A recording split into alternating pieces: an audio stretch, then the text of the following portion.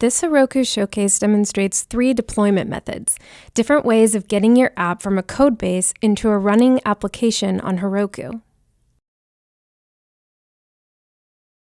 Heroku's longest supported deployment method uses Git.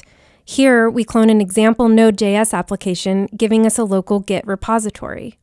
When we run Heroku create, an empty app is created on Heroku. Because we ran the command from inside the Git repository, it also created a Git remote called Heroku. We can now use Git to push our code to the Heroku remote with git push Heroku master.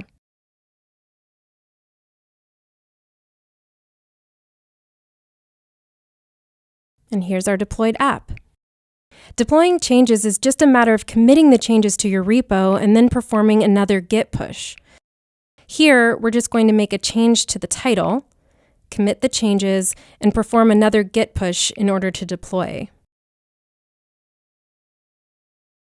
Now, when we open our app, we'll see the change. If you link your GitHub account to Heroku, you can deploy code to Heroku directly from GitHub. You can also configure automatic deployments for whenever new code is pushed to a specific branch. You configure GitHub deployments from the Deploy tab.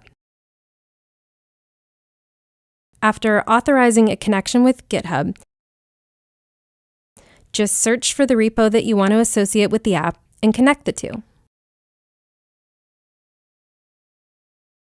Now you can manually deploy a branch of the app directly from GitHub.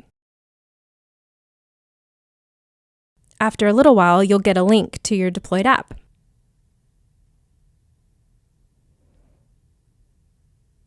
And now it's running. You can also set up automatic deploys so that any changes to a branch you specify are automatically deployed, or only when CI passes. Let's change the banner title in the app's repo directly on GitHub. Of course, you can do this locally and push the changes up to GitHub to accomplish the same thing.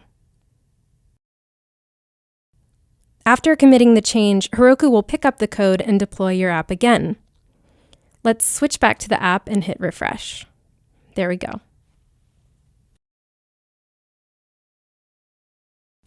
The simplest deployment method is to push a button. Here, you'll see Heroku fetch the code at the GitHub repo where the Heroku button is located, create an application, and deploy the code to the application. This is great for sample or template applications and open source repos too. Here's the running app. The Heroku button can be enabled on GitHub repos by embedding an app.json file and then creating a link in the README.